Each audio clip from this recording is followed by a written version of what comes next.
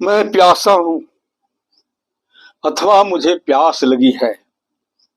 क्रूस पर यह पांचवी वाणी का शब्द प्रभु ने क्रूस पर से कहा कि मैं प्यासा हूं, मुझे प्यास लगी है।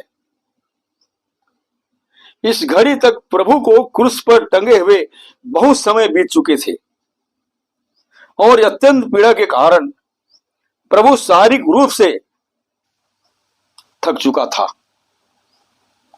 उसका गला सूख चुका था। पवित्र आत्मा ने इस घटना का वर्णन यीशु के मृत्यु के लगभग 800 वर्ष पूर्व इन शब्दों में किया है कि मैं जल के समान बह गया और मेरी सब हड्डियों के जोड़ उखड़ गए। मेरा हृदय मोम हो गया, वह मेरी देह के भीतर पिघल गया। मेरा बल टूट गया, मैं ठिकरा हो गया और मेरी जीभ मेरे तालू से चिपक गई। प्रभु यीशु की जीभ उसकी तालू से चिपक गई थी।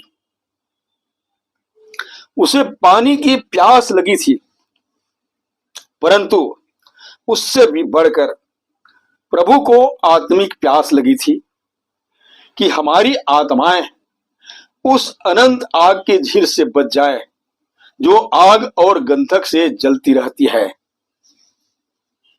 उस अनंत आग में प्रभु के प्रेम को ठुकराने वाले, उस पर अविश्वास करने वाले युगानुयुग तड़पते रहेंगे। एक एक बूंद पानी के लिए गुहार लगाएंगे, परंतु वह नहीं मिलेगा।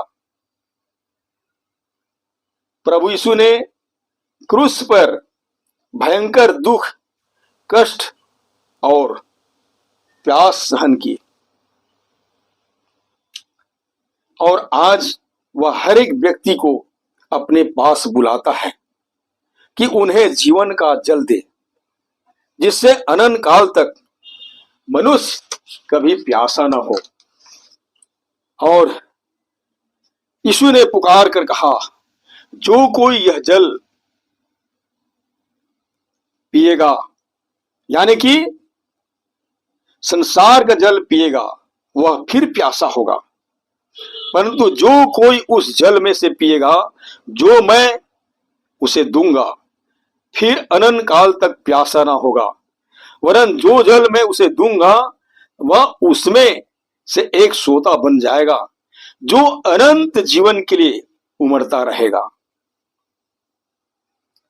प्रियो, यह क्रूस पर पांचवी वाणी जो तृष्णा को दर्शाती है, तृष्णा को दर्शाती है।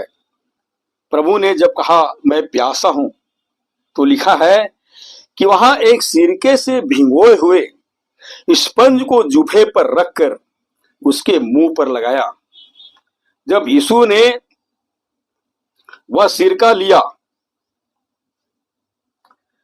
इस संबंध में भजन संहिता के पुस्तक में जो प्रभु यीशु के जन्म से सैकड़ों वर्ष पहले लिखी गई थी कि लोगों ने मेरे खाने के लिए इंद्रायण दिया और पीने के लिए सिरका पिलाया, ये बात पूरा होता है। प्रभु को इंद्रायण दिया और सिरका दिया, दोनों ही वस्तुएं क्रूस के मृत्यु से जुड़ी हुई है। प्रभु यीशु को पित्त मिलाया हुआ दाखरस दिया, परंतु प्रभु ने चख कर लेने से मना किया। प्रभु ने चखा ताकि भजन का लिखने वाला भजन संहिता 69 अध्याय वचन 21 में जो लिखा है वह वचन पूरा हो। इस तरह की मादक पदार्थ की सेवन करने से इसलिए मना किया कि मृत्यु मादक पदार्थ की सेवन से हो जाते तो शैतान को बहाना मिल जाता कि यीशु की मृत्यु मार खाने से नहीं, मादक पदार्थ की सेवन से हो गई। तो मेरे प्रिय भाई बहनों, ये कुछ क्रूस पर की वाणियां हैं जो हमें विभिन्न प्रकार की संदेशों को संकेत करती है।